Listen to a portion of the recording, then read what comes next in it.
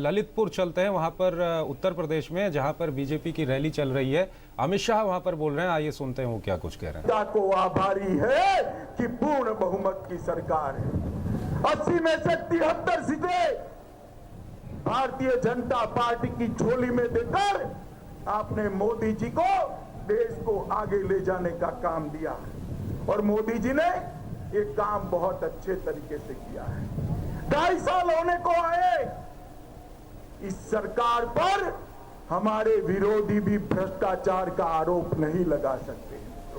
एक भी भ्रष्टाचार का आरोप हमारे विरोधी इस सरकार पर नहीं लगा सकते। इसके पहले 10 साल तक सोनिया मनमोहन की सरकार चली, सपा और बसपा के समर्थन से चली। वो सरकार सपा, बसपा और कांग्रेस की सरकार थी। वो सरकार ने 12 लाख करोड़ के घपले घोटाले किए थे, 12 लाख करोड़ के। और मोदी जी की सरकार आने के बाद एक भी घोटाला नहीं हुआ। और ये सरकार ने आने के बाद, क्योंकि मोदी जी खुद भी उत्तर प्रदेश से ही सांसद है, वाराणसी से ही चुनकर गए, पूरे देश के विकास के लिए बहुत सारे काम किए। हर 15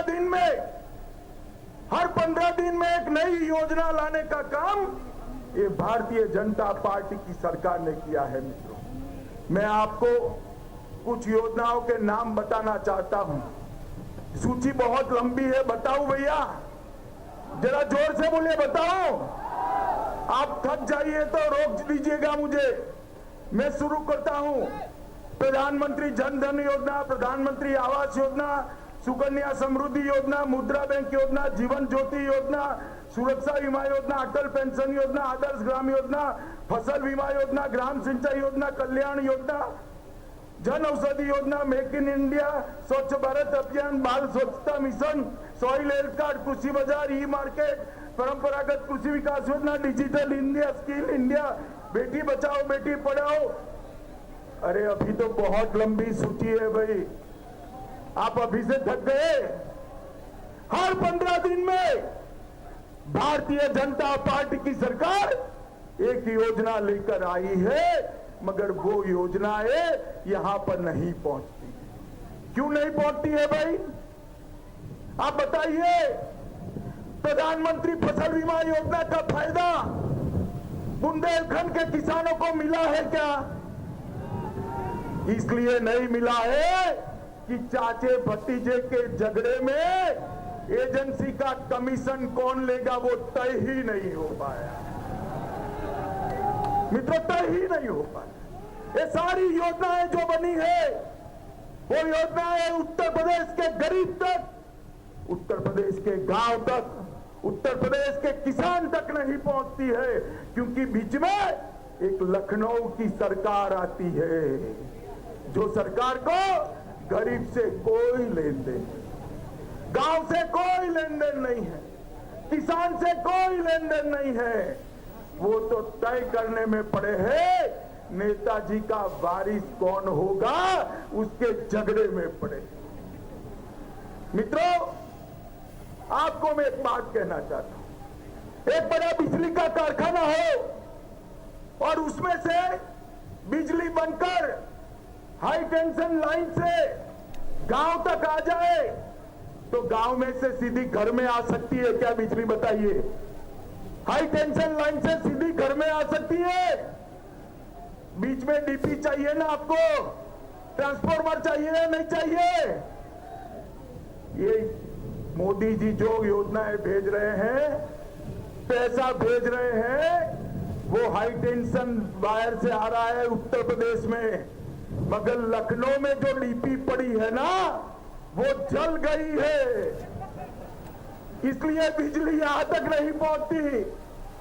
अब बताइए, ये ट्रांसफॉर्मर जल जाता है, डीपी जल जाती है, तो क्या करते हैं बताइए? जरा जोर से बोलिए, क्या करते हैं? मित्रों, उखाड़ कर फेंक दीजिए ये समाजवादी पार्टी की सरकार को।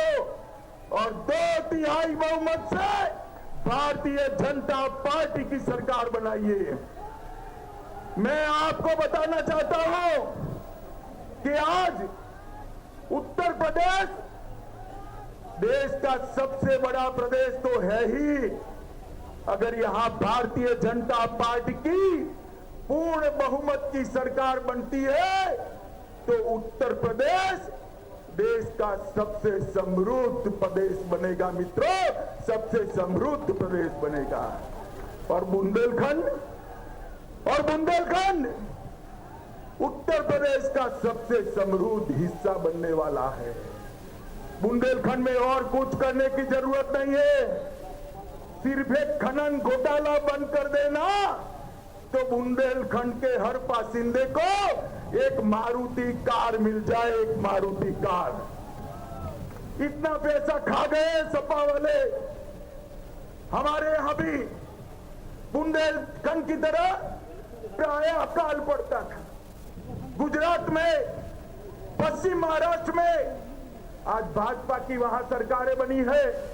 चेक बैंक, नाले, कैनाल, ये कर सबसे ज्यादा कृषि उत्पादन करने वाला गुजरात, मध्य प्रदेश, महाराष्ट्र बना है।